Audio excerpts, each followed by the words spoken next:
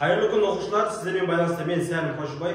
Өткен сабақтар сізге қатты ұнады деп ойлаймын. Себебі реакциялар, пікірлер өте көп болды. Сіздерге мында бір алғыс. Каналды одан әрі дамытуға маған сондай бір шабыт сыйлап жіберіңіздер. Сіздерге тағы да бір есе барады. Оның тақырыбы тағы да боялған бөліктің ауданы және фигураның периметріне байланысты. Алдымен пауза қосып, өз күшіңізбен шығарып көріңіз. 2000 years later. Мен сізді шығар деп ойлаймын, ендеше бірігіп шығарайық. Бізге не берген? Бізге жартылай шеңбер берген. Ол тең екіге бөлінген, міне. Мына белгілер тең екіге бөліну дегенді білдіреді. Және осы жартылай шеңберімізді осындай үшбұрыштарға бөлген екен. Енді қараңыз. N бізде 20 см. М және N аралық 20 см және ол тең екіге бөлінген. Сәйкенше мына бір бөлігі 10, мына бір бөлігі 10-ға тең. Мынау бізде шеңберіміздің центрі, мысалы 10 төсеп алдымызда, MO10, ON10 болса, центрінен шеңбердің шетіне дейінгі аралық бізде радиус қой. Олай болса бізде мына нүкте мен мына жердің арасында автоматты түрде 10 см-ге тең болады. Енді біз нені білеміз? Шеңбердің радиусын білеміз. 10-ға тең екен. Мына фигураны аудан табу үшін маған алдымен шеңбердің ауданын табу керек. Шеңбердің ауданының формасы бізде S тең болады πr квадрат. Пи бізде 3,14, радиус бізде 10, 10-ның квадратын аламыз.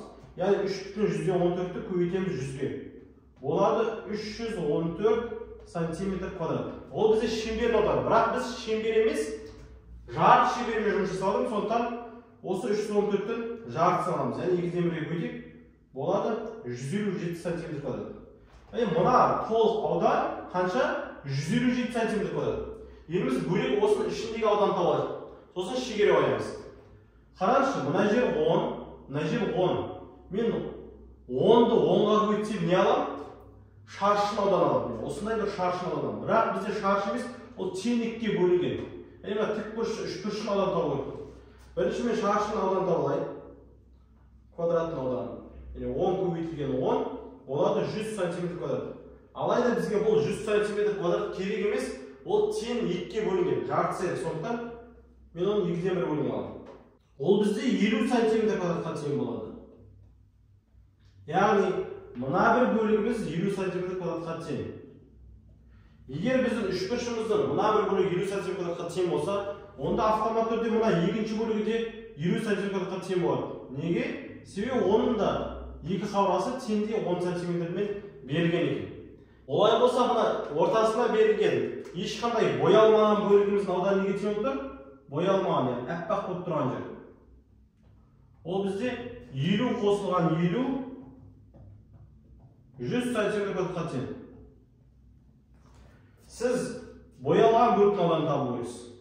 Боялған бөліктің ауданын табатын болсақ, біз мына толық жарты шеңбердің ауданынан шегереміз боялмаған бөліктің ауданын.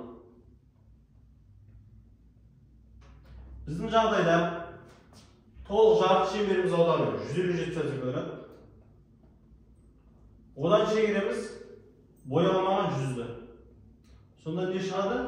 57 см квадрат шығады. Яғни бірінші сұраққа жауап таптық. Ал енді екінші сұраққа жауап тапайық. Фигура периметр сұрақтар. Периметр дегеніміз не? Бұл барлық сыртқы қабырғалардың қосындысы. Бізде міне бір қабырғасы дайын, MN 20 см. Енді біз істейміз, осы жоғарғы бөлігі табамыз. Бұл жоғарғы бөлік не ол? Ол толық шеңбердің жартысынан тең. Жарты шеңбер. Біріншісін істейік. Шеңбердің ұзындығын табайық. Оның формуласы 2πr, 2 көбейтілген пиіміз 3,14, радиусымыз бізде 10-ға тең. Болады 62,8 см. Енді бұл 62,8 дегеніміз не? Бұл толық шеңбердің ұзындығы бізге жартысы керек болғандықтан осын 2-ден 1 бөлігін таңдаймыз. Ол болады 31,14 см. Ал фигураның периметрін табатын болсақ, сыртқы қабырғасын қосайық, яғни төменгі MN ол 20, Және жаңағы тапқан жоғары бөлігі ол 31,4. Бұл екі санды болсақ болады 51,4 сантиметр. Бізде екі жауап шықты. Сіз шығарғанда да осылай жауаптар шықты ма? Егер шыққан болса төменге жауабыңызды қалдырыңыз. Ал енді мен қазір сізге арнап өзіңіздің күшіңізбен шығарып көруге басқа бір мысалдың суретін салып берейін. Жаңа есебімізге ұқсас, міне суреті берілген. Анықтама КЛ 40 см, пиді 3 деп аласыз. Боялған бөліктің ауданын табыңыз және фигураның периодын табыңыз. Егер сіз қазақ тілі лицейін дайындап жүрген болсаңыз, бізде КТЛ интенсив онлайн курсы бар. Дәл қазір осы жерде 8 нұсқа қарастырылған. Ол 8 нұсқаның ішінде 365 есеп бар. Ол осы уақытқа дейін келген биыл емтиханның шынайы тестінде болған нұсқалар. Сіз сол 8 нұсқаны қарасаңыз, ол жерде 5-6 класс есептері және 7 класстың бастамалары, сонымен қатар неше түрлі логикалық есептер бар. Өзіңіздің білім деңгейіңізді бірнеше есеге көтере аласыз. Мен сізге сол курсты кеңес беремін. Алғыңыз келсе төмендегі номерге хабарласыңыз.